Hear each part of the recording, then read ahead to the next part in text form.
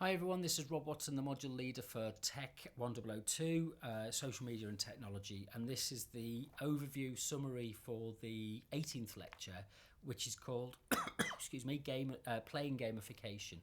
And what I want to do in this lecture is look at some ideas to do with how gaming and video gaming has, again, one of those technical affordances that has kind of come about over the last 40 years, which has changed the way that we think about our social interaction and our work interaction and the kind of relationships that we build through play and gaming. So this is a kind of broad look at these things, and there are other issues which kind of are tied into it. As ever, I've made the notes, and there's clips and videos and diagrams and things in the lecture presentation, but the lecture notes are available on the wiki, so you can download that and have a look at it in advance.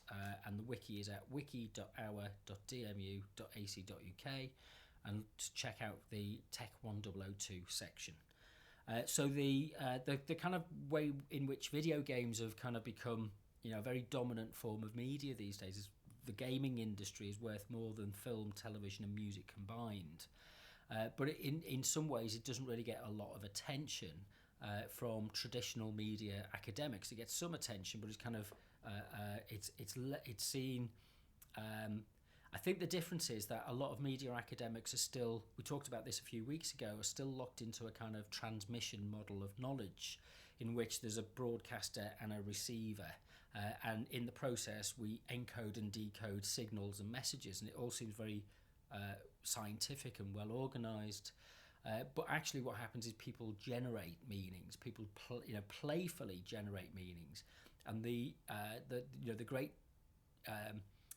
the great thing that the attractive thing about games and electronic gaming is that they allow us to be participants, and quite in-depth participants, in terms of the kind of media that we use, and it puts us in the driving seat to some extent, not completely, but to some extent. So we'll look at a little bit of the kind of history of electronic gaming and kind of some of the differences between computer and arcade games and so on, handheld games, that kind of thing. And we'll think it through in terms of what the kind of literary practices, the digital media literacies that you need in order to be able to be a fluent gamer. Now, I'm not a fluent gamer. I've played games in the past, but probably you guys are more qualified and more experienced at this than maybe I am. So I'll be thinking about learning from you. And, if we go back to those principles that we talked about with Jones and Hafner in terms of across space and time, in terms of the use of language, in terms of the relationship between experts and amateurs, in terms of the sense of participation and consumption, and the kind of sense of authority of the text, gaming really offers an opportunity to kind of reconsider how all of these things operate. So it's very different from TV, radio, and film in its traditional sense. So it's kind of, the questions are about, gaming is a kind of an intimate medium where people sit and get absorbed in it for a long time, and it's very distraction, and the attention management issues about being able to play games for days and kind of not get dressed or wherever it is. You get lost in this game world. It's an incredibly powerful kind of medium.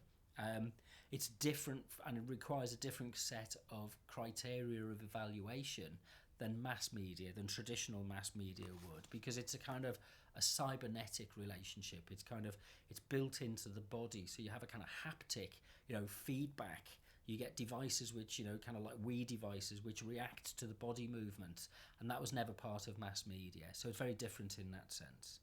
So video games are often kind of sold to us on the basis of their novelty and how new they are, and they're games that really attract a lot of attention, of kind of spend a lot of money in technical development. But there's also a kind of side to gaming which is about creativity and which is about kind of openness. And I was playing a Mario game, Mario Kart, and it was bonkers.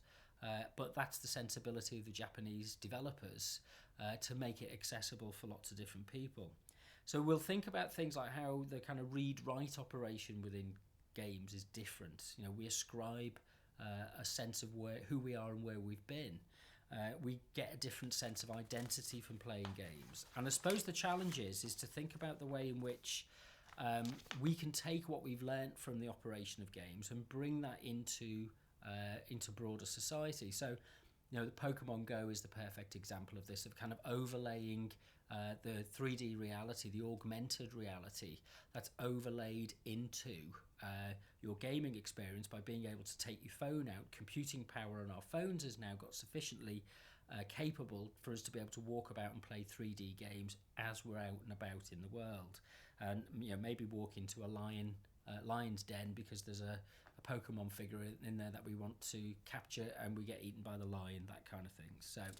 So the idea of playfulness is something which is incredibly important, and which is something I've tried to focus on through the module in terms of encouraging you to take a more playful attitude to information and to revision and to the social groups that you're setting up, because that's where learning is kind of an information and communication.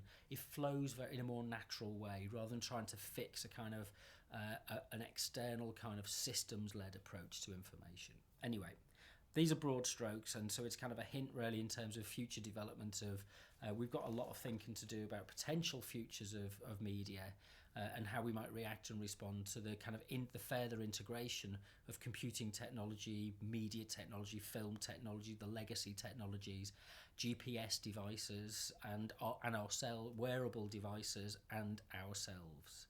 So we'll cover all of this in sort of broad strokes during the lecture. Is there any have I mentioned any? There's a program that you can watch, which is it's Super Gamers, which again is available. There's a link on the wiki, and it's available via the box of broadcasts. The reading for this session is chapter 9 in the Jones and Hafner book, which is called Games, Learning and Literacy. So it's slap bang in terms of what we want to talk about. So I'll see you at the lecture on Thursday.